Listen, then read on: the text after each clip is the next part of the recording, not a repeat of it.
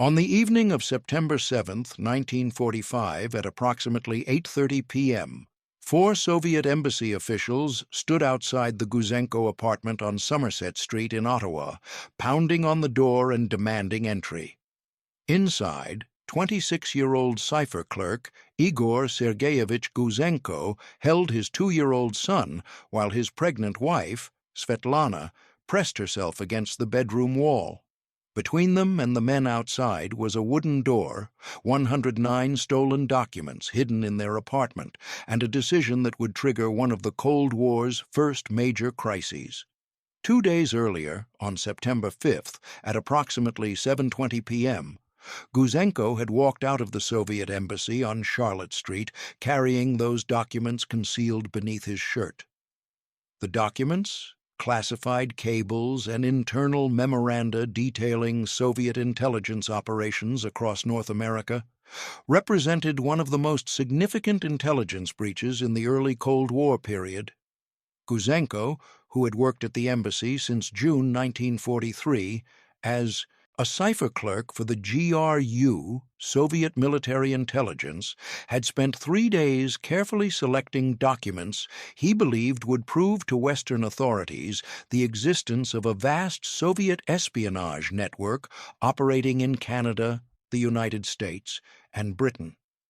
By the time those four men stood outside his door trying to break it down, Gouzenko had already set in motion events that would expose dozens of Soviet intelligence assets, trigger a major international incident, and, according to many historians, mark the beginning of the Cold War as a sustained ideological and intelligence conflict between the Soviet Union and the Western democracies.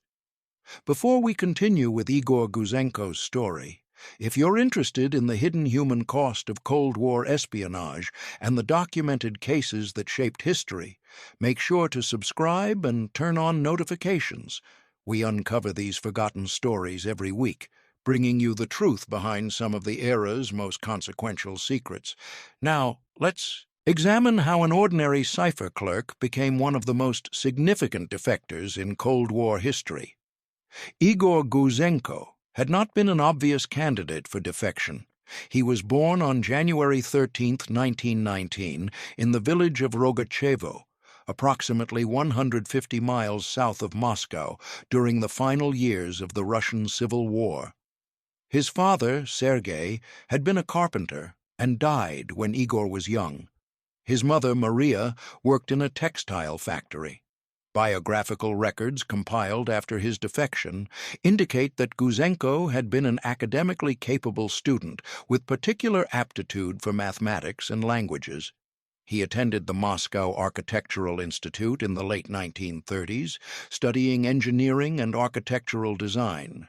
His academic performance attracted the attention of Soviet intelligence recruiters, and in 1941, at age 22, he was recruited into the GRU as a cipher clerk. Cipher clerks occupied a critical but unglamorous position within Soviet intelligence operations. They encoded outgoing messages and decoded incoming communications between field officers and Moscow headquarters. The work required linguistic precision, mathematical skill, and absolute discretion. Cipher clerks had access to vast amounts of classified information, but were expected to function essentially as human encryption machines, processing information without analyzing or questioning it. Gouzenko's training took place at GRU headquarters in Moscow during 1941 and 1942, during the height of the German invasion of the Soviet Union. His training emphasized both technical competence and ideological commitment. Instructors repeatedly told him that his work served the defense of the Soviet Union and the advancement of socialism worldwide. In June 1943, Gouzenko received assignment to the Soviet Embassy in Ottawa as a cipher clerk for Colonel Nikolai Zabotin, the military attaché who served as the senior GRU officer in Canada.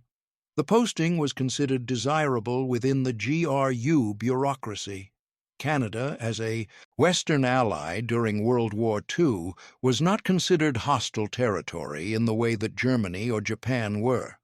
The assignment offered relative safety, adequate living conditions, and the opportunity to experience life outside the Soviet Union. Gouzenko traveled to Canada with his wife, Svetlana, whom he had married in Moscow in 1942. Svetlana had worked as a secretary in a Soviet government office before her marriage. The couple brought with them their infant son, born in early 1943. The Gouzenko family's life in Ottawa between 1943 and 1945 was relatively comfortable compared to conditions in wartime Soviet Union. They lived in a modest two-bedroom apartment on Somerset Street, provided by the embassy, received regular salaries paid in Canadian dollars, and had access to consumer goods that were unavailable in Moscow: fresh meat, coffee, chocolate, clothing without ration coupons. The embassy itself occupied a four-story limestone building on Charlotte Street in downtown Ottawa, housing diplomatic offices, living quarters for senior staff, and secure communications facilities where Gouzenko worked. His daily routine during those 2 years was highly structured. He typically arrived at the embassy between 8 a.m. and 9 a.m., passing through security checkpoints manned by uniformed guards, then ascending to the third floor where the cipher room occupied a windowless, locked space accessible only to cleared personnel. He worked there processing encoded messages until late afternoon or early evening, then returned home to his family. On weekends, he and Svetlana took walks through Ottawa's tree-lined streets with their son, visiting parks along the Rideau Canal, observing shoppers on Spark Street, browsing store windows filled with goods, watching Canadians reading newspapers at outdoor cafes, overhearing conversations about politics conducted openly and without fear. The contrast between life in Canada and life in the Soviet Union became increasingly difficult to ignore. In Ottawa, people spoke freely about their government, criticized political leaders in newspapers without fear of arrest, moved from job to job without seeking permission from authorities, and lived in homes they could choose and decorate as they wished. The documents Gouzenko processed in his cipher work deepened his growing disillusionment. The cables he encoded and decoded revealed the existence of a substantial spy network that the GRU had established in Canada, focused primarily on gathering information about Western atomic research, military technology, and political decision-making. Among the assets Gouzenko learned about through his cipher work was a member of parliament who provided information about parliamentary debates and government policy discussions. There was a scientist working at the Chalk River Nuclear Laboratory who passed information about nuclear physics and reactor design. There was a British physicist who had been recruited while working on the Manhattan Project and who was providing detailed technical specifications about atomic bomb design. There were civil servants in the Department of External Affairs, military officers in the Department of National Defense, and academics at Canadian universities who had been recruited or cultivated by Soviet intelligence officers operating under diplomatic cover.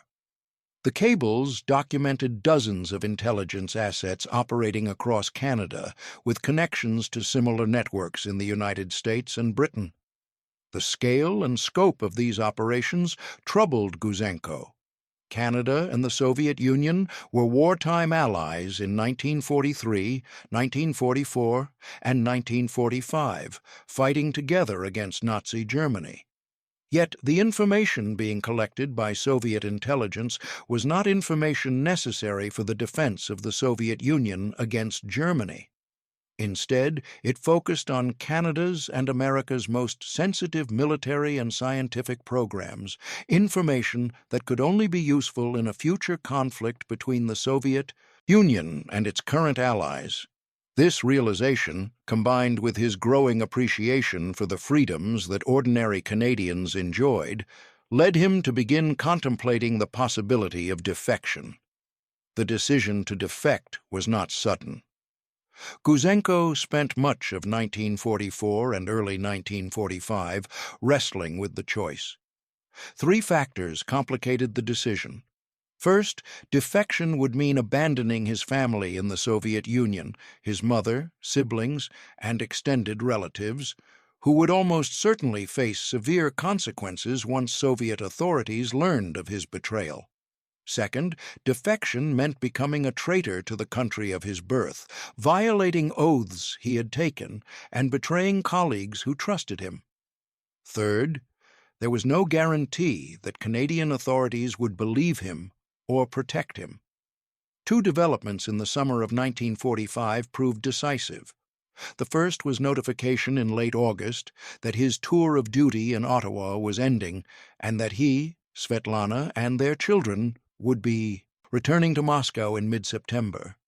The prospect of returning to the Soviet Union, where living conditions remained difficult in the aftermath of the war, where political repression under Stalin was intensifying, and where he would no longer have access to the relative freedoms he had experienced in Canada, became increasingly unacceptable.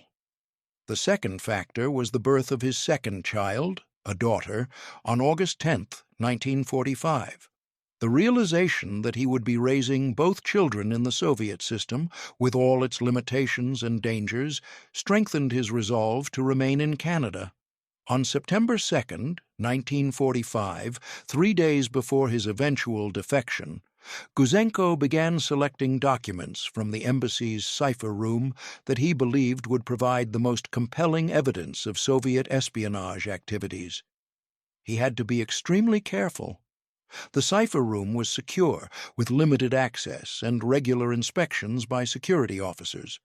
Over the course of 3 days, working during his regular shifts, he carefully selected cables, memoranda, and reports, concealing them on his person when he left the embassy each evening and storing them in his apartment.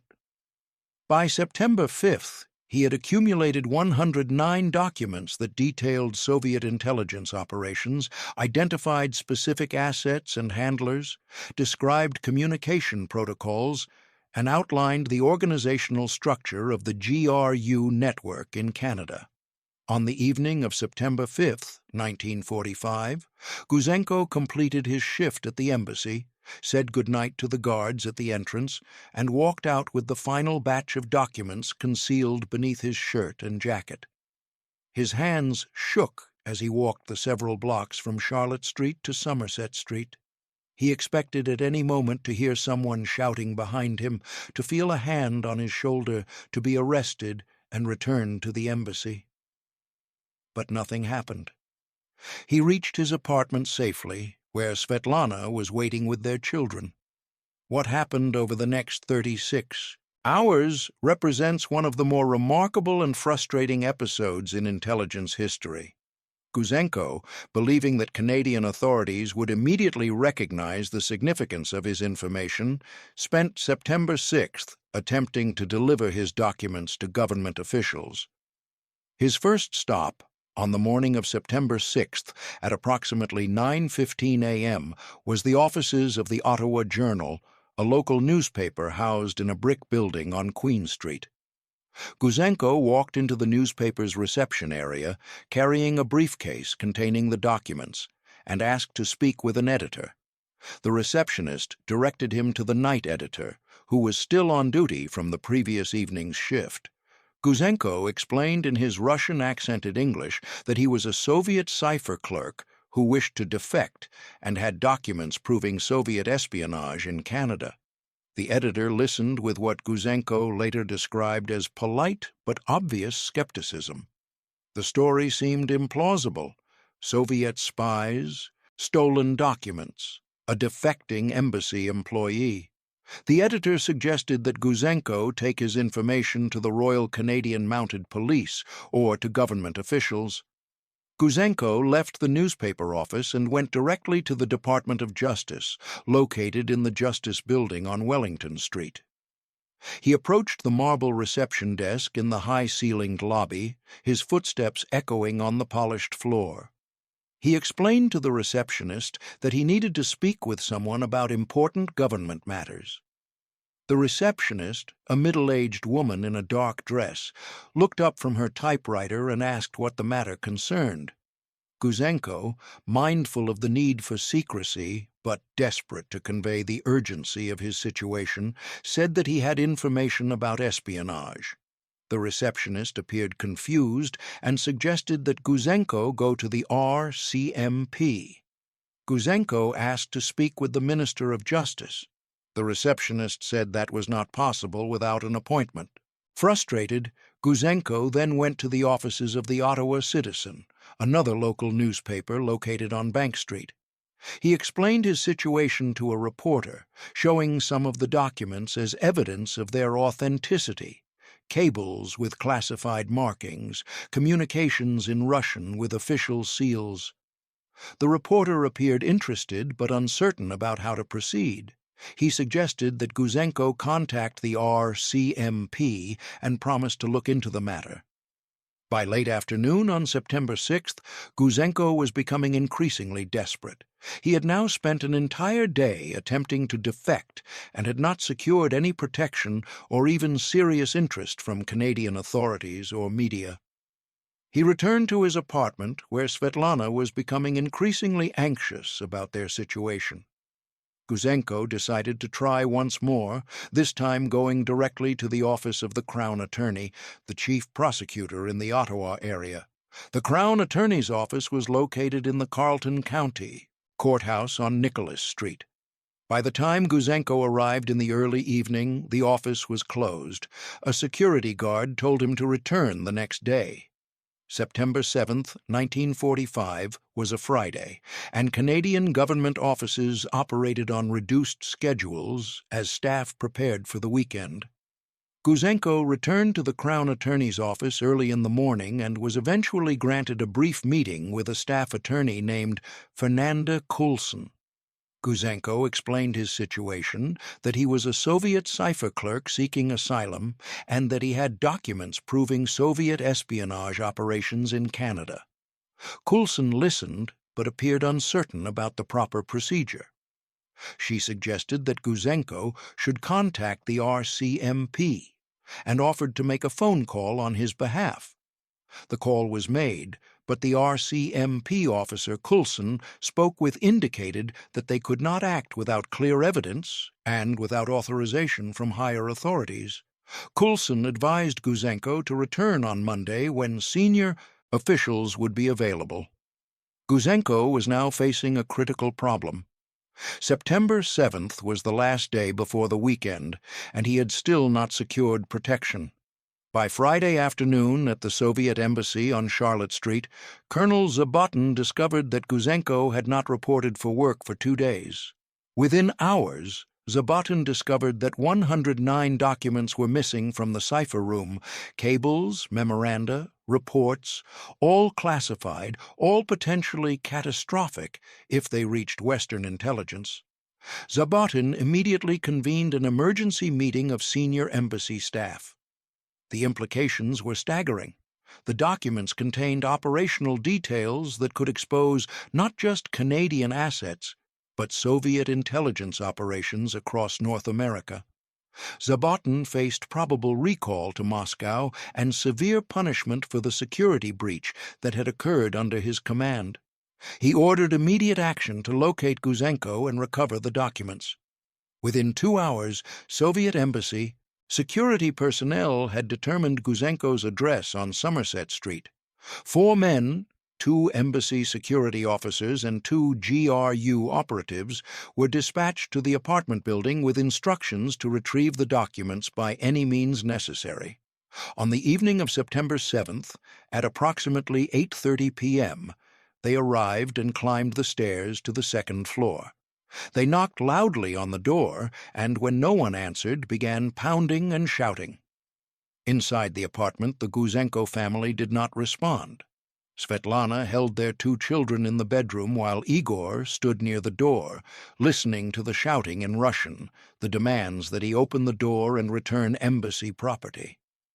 The men attempted to force the door, throwing their weight against it, causing the frame to crack.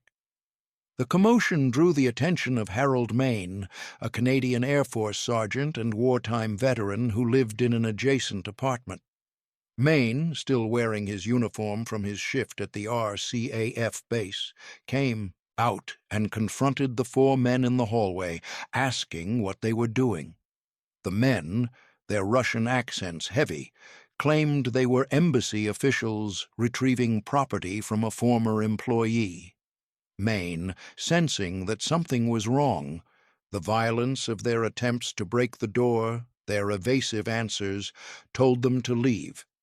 He said he would call the police if they did not go immediately. The men, evidently unwilling to create a further scene that might draw police attention, descended the stairs and left the building. Maine knocked on Gouzenko's door and asked if everything was all right. Gouzenko, speaking through the door in halting English, explained that he was in danger from Soviet embassy officials and that he needed police protection. Maine immediately went to his apartment and telephoned the Ottawa City Police. Within approximately 20 minutes, 2 police constables arrived.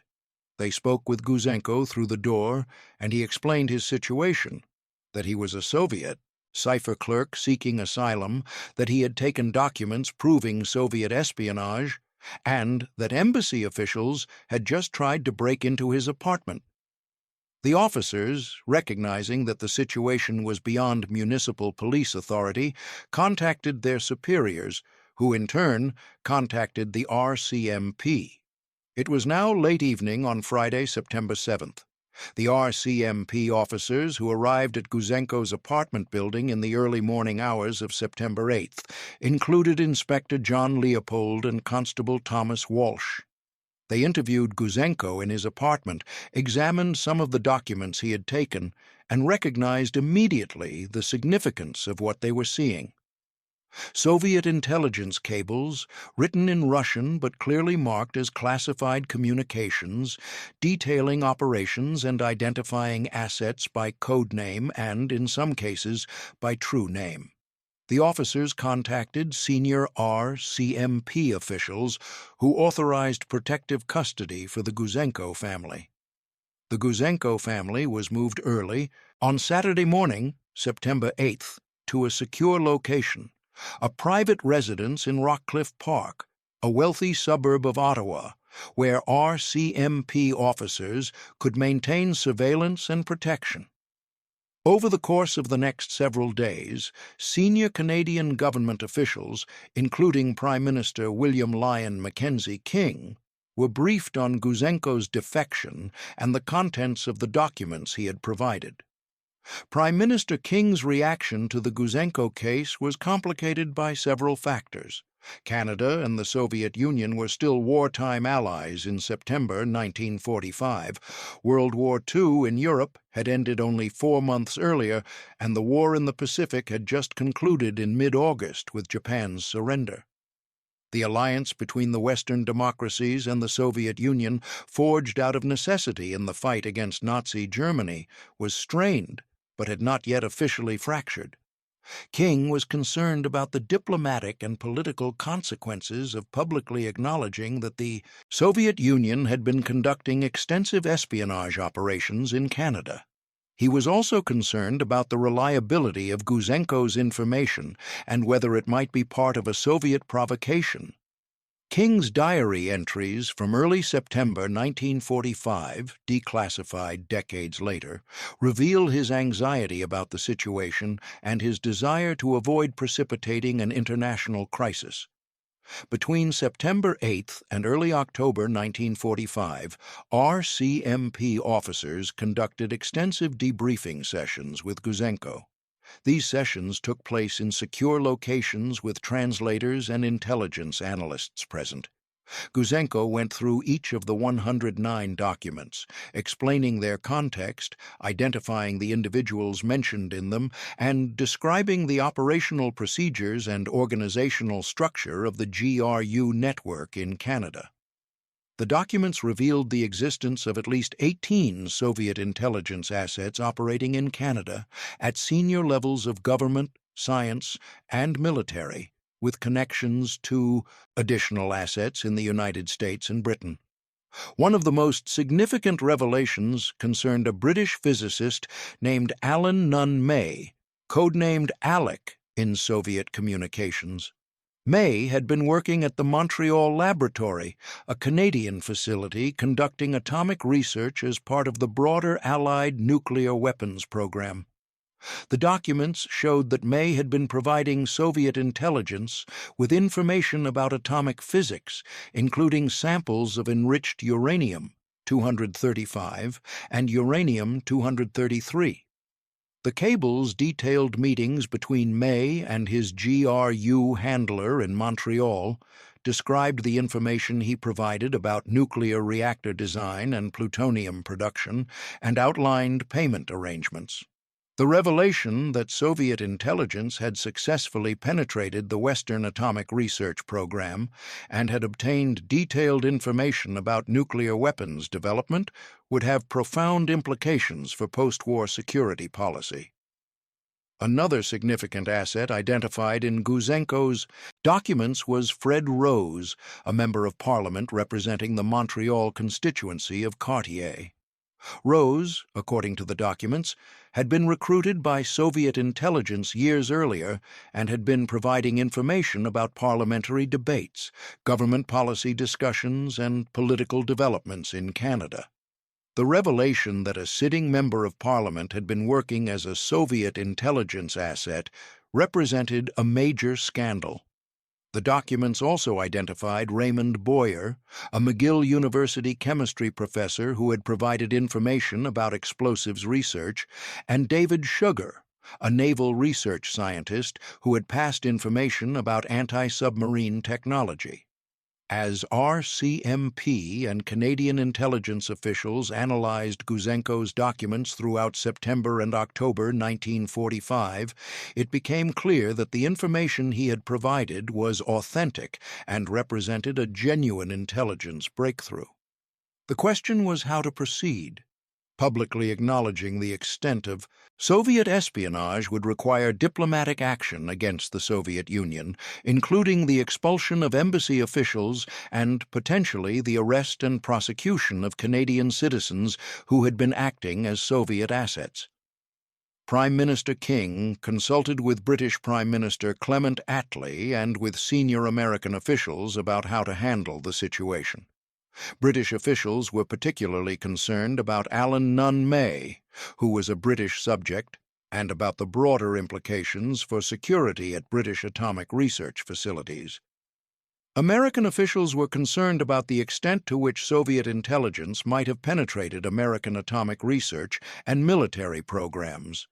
These consultations took place over several weeks in October and November 1945, conducted through secure diplomatic channels. The decision was eventually made to proceed with arrests and prosecutions, but to delay public announcement until early 1946 to allow time for careful investigation and to coordinate responses among Canada, Britain, and the United States.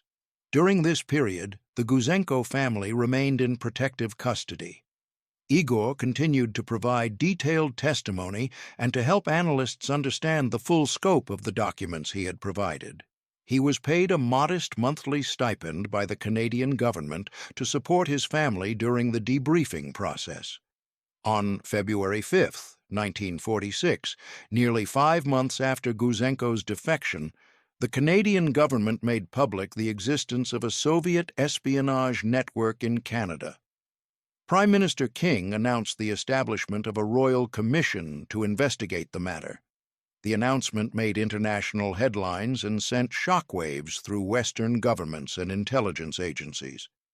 The front page of the Ottawa Citizen on February 6, 1946, carried the headline, "Soviet Spy Ring Operated in Canada."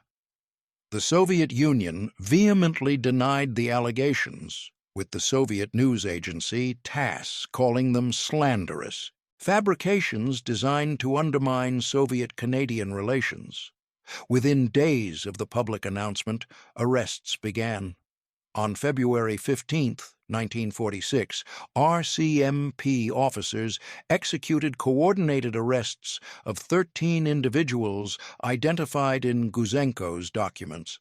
The arrests took place simultaneously in Ottawa, Montreal, and Toronto to prevent suspects from fleeing or destroying evidence. Fred Rose was arrested at his home in Montreal on March 14, 1946, and charged under the Official Secrets Act with conspiracy to communicate information to a foreign power. He was tried, convicted, and sentenced to 6 years in prison. Alan Nunn May, who had returned to Britain in September 1945, was arrested there in February 1946, tried at the Old Bailey in London, and convicted.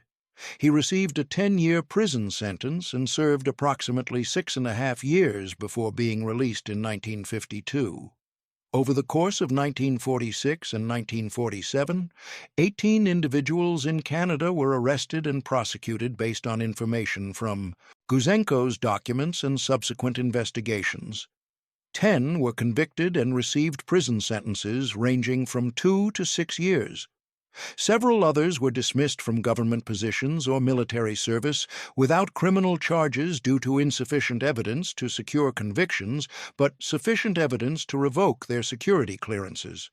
The Royal Commission, led by Justices Robert Taschereau and Roy Kellock of the Supreme Court of Canada, conducted extensive hearings throughout 1946.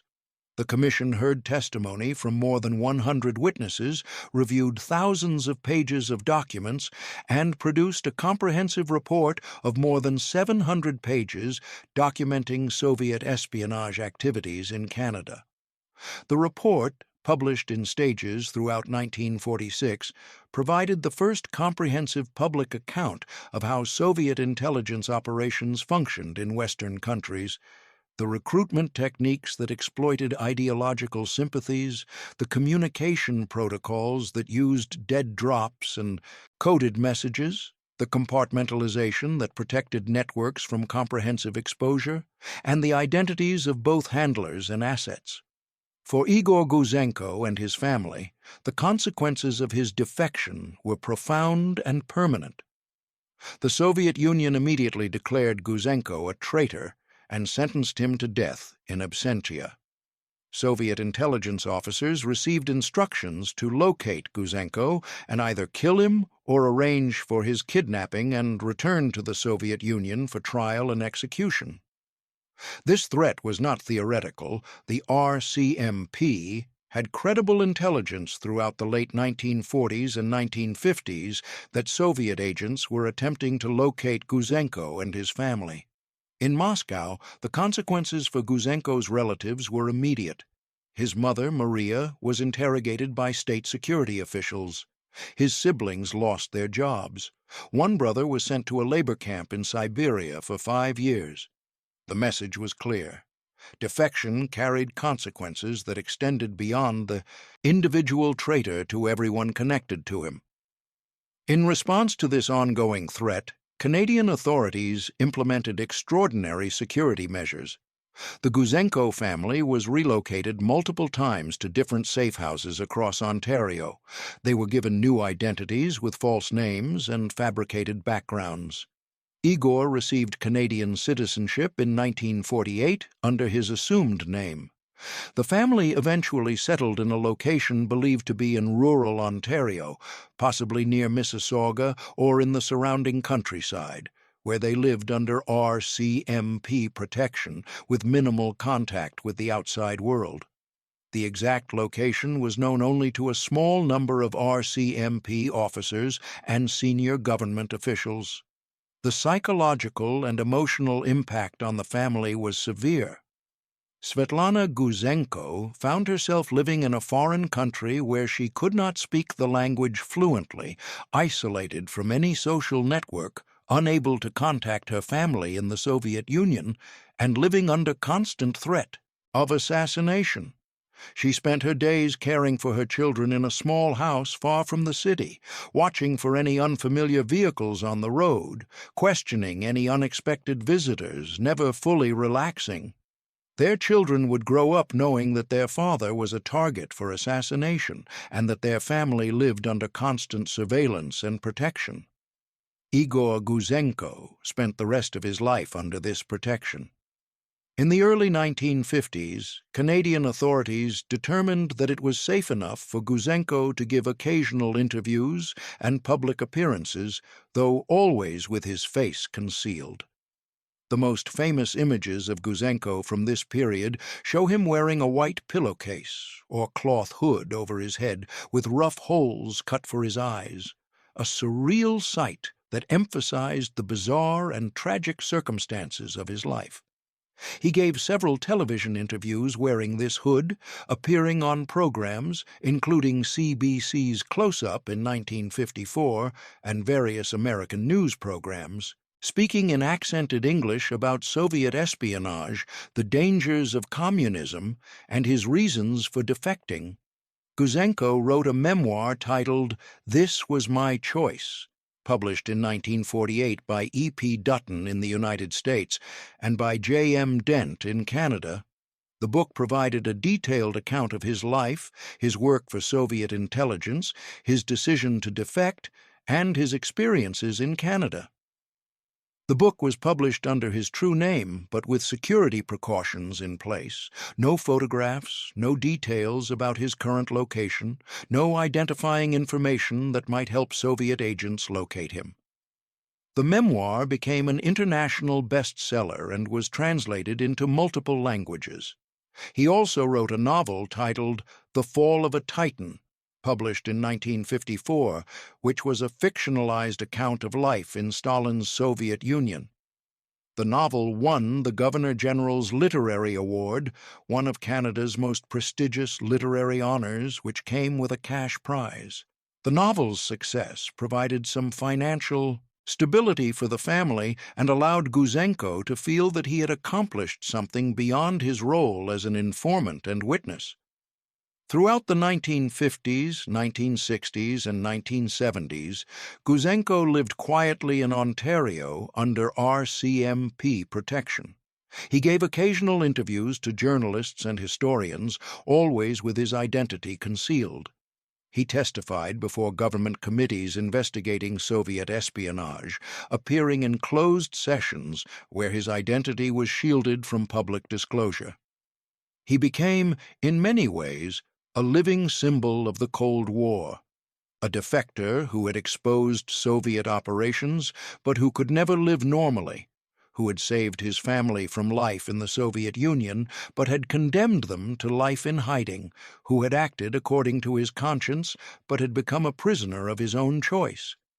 Reports continued to reach Canadian authorities throughout the 1960s of suspicious individuals making inquiries in communities where the Gouzenko family was believed to be living, of people claiming to be journalists or researchers asking about a family matching the Gouzenko description.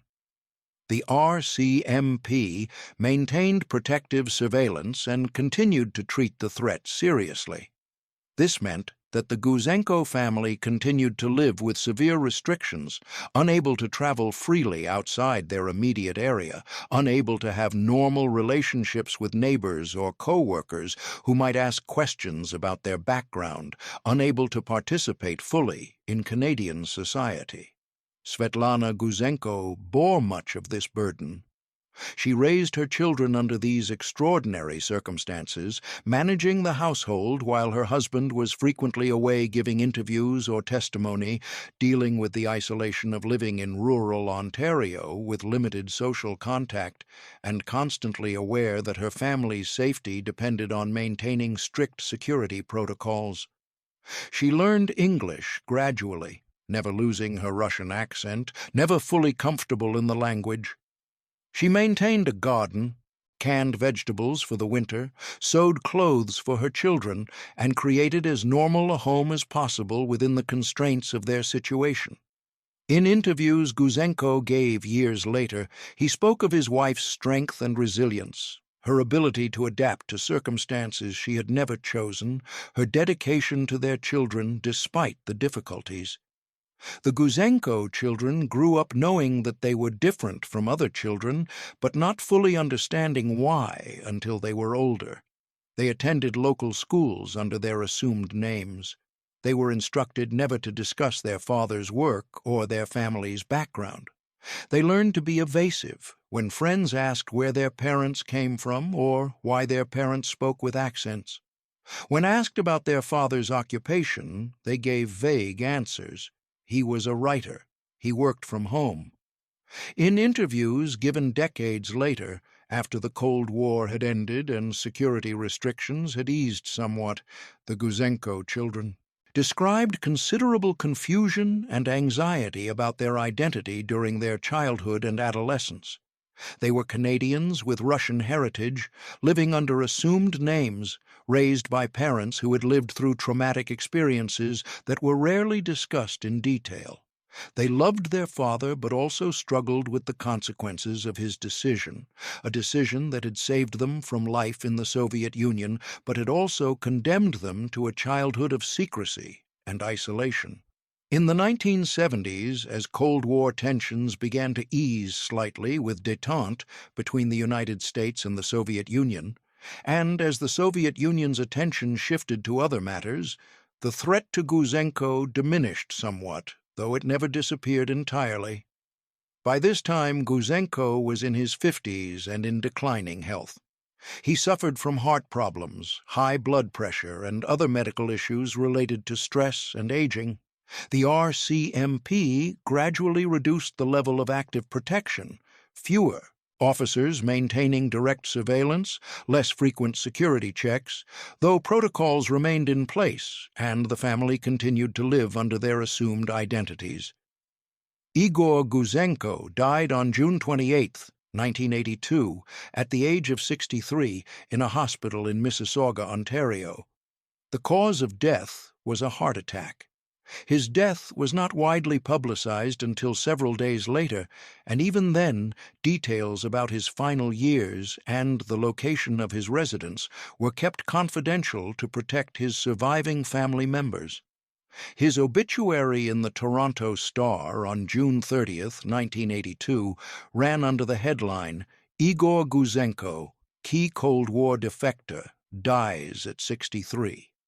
The obituary reviewed his defection, his impact on Cold War history, and his life in Canada, but provided no details about where he had lived or how he had spent his final decades. Those who knew him in his final years later told reporters that Gouzenko had remained bitter about the way his defection had shaped his life. He expressed pride in having exposed Soviet espionage and believed he had contributed to Western security, but he also acknowledged the enormous personal cost, the inability to live normally, the isolation, the constant fear, the impact on his wife and children. Svetlana Gouzenko survived her husband by 19 years. After Igor's death, she continued to live in Ontario under reduced surveillance, as Soviet intelligence had largely lost interest by the 1980s, particularly after Mikhail Gorbachev came to power in 1985 and began reforms, and especially after the Soviet Union's collapse in 1991. Svetlana died on July 3, 2001, at the age of 79. Her obituary was brief and provided few details about her life beyond her role as Igor Gouzenko's wife. She was buried beside her husband in a cemetery in Ontario under their assumed names. The headstones bore those false names, not their true identities, protecting their location even in death. The Gouzenko children grew into adulthood with complex feelings about their father's legacy. In occasional interviews granted years later, after the end of the Cold War, they expressed respect for their father's courage in defecting and exposing Soviet espionage, but they also spoke about the difficulty of growing up in hiding, the strain on their family, and their own struggles with identity and belonging. Their son, in particular, spoke in a 2002 interview with the National Post about feeling that he had lived his entire life in the shadow of his father's decision, a decision made when he was too young to have any say in it, but which shaped every aspect of his childhood and adolescence. He described growing up with two identities: his legal identity under his assumed name, and his true identity as the son of Igor Gouzenko, which he could not acknowledge publicly. He spoke about the difficulty of forming genuine relationships when he could never be fully honest about his background, and about the psychological toll of living with constant awareness that his family was different, hunted, never truly safe. The historical significance of Gouzenko's defection is widely acknowledged by Cold War historians and intelligence specialists. His revelations represented the first major exposure of Soviet intelligence operations in the West and provided concrete documentation of Soviet espionage activities during and immediately after World War II. The information he provided led to the arrest and conviction of 18 Soviet assets in Canada and helped identify additional assets in Britain and the United States. His defection prompted Western governments to take Soviet intelligence activities seriously and to develop comprehensive counterintelligence programs and security protocols. The Gouzenko case directly contributed to the creation of more stringent security clearance procedures, enhanced vetting of government employees and military personnel, improved document security protocols, and increased counterintelligence resources in Canada, the United States, and Britain. The Gouzenko case is often cited by historians as marking the beginning of the Cold War as a sustained conflict. Winston Churchill's famous Iron Curtain speech in Fulton, Missouri, delivered on March 5, 1946, came exactly 1 month after the Gouzenko revelations became public. The public nature of the revelations, the Royal Commission hearings, the arrests, the trials, made it impossible to maintain the fiction of continued alliance and cooperation. The case demonstrated to Western publics and governments that the Soviet Union was actively engaged in espionage against its wartime allies, even while those allies were still fighting together against Germany and Japan.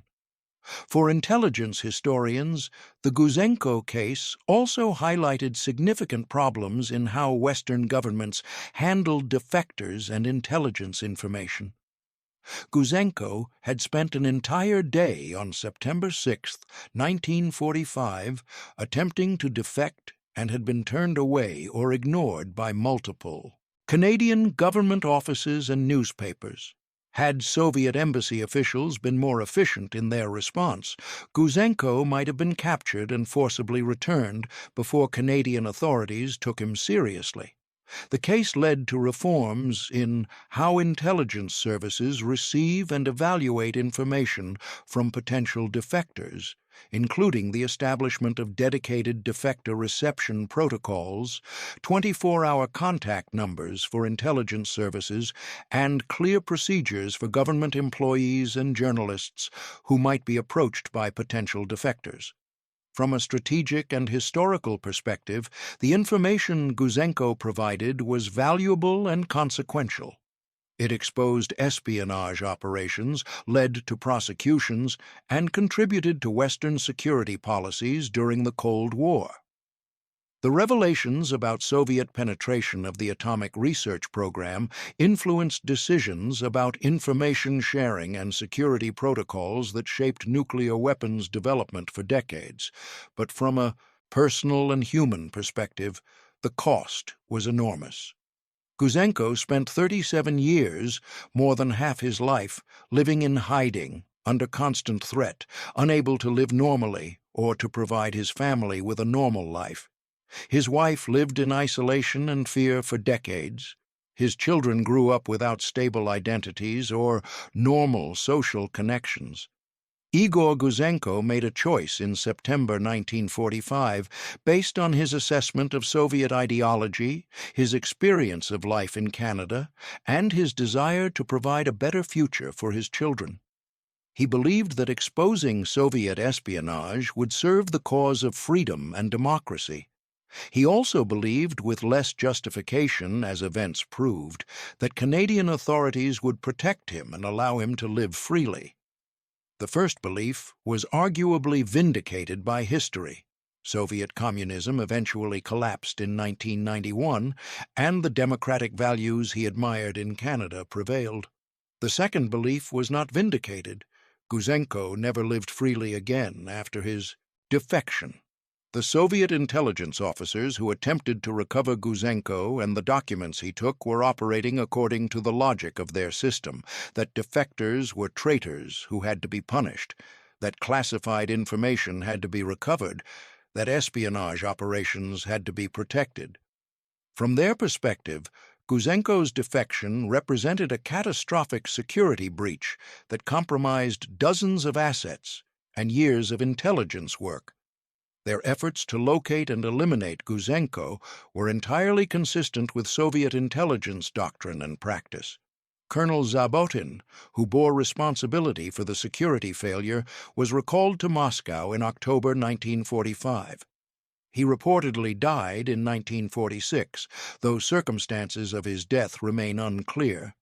Some sources suggest he died in prison, others that he died by suicide, still others that he was executed. The Canadian government officials who protected Gouzenko but also confined him to a life in hiding were operating according to their understanding of security requirements. They believed, probably correctly, that Soviet intelligence would make serious attempts to assassinate Gouzenko if his location became known.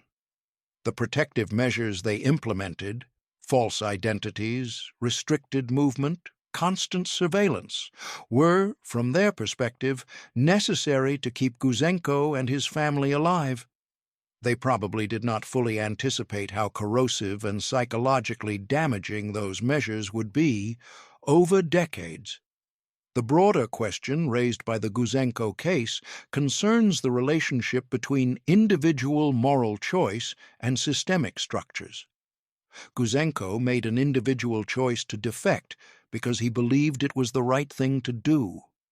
But that choice was shaped by the Cold War system, the division of the world into competing ideological blocs, the extensive espionage operations conducted by both sides, the treatment of defectors as assets rather than as human beings with needs and rights.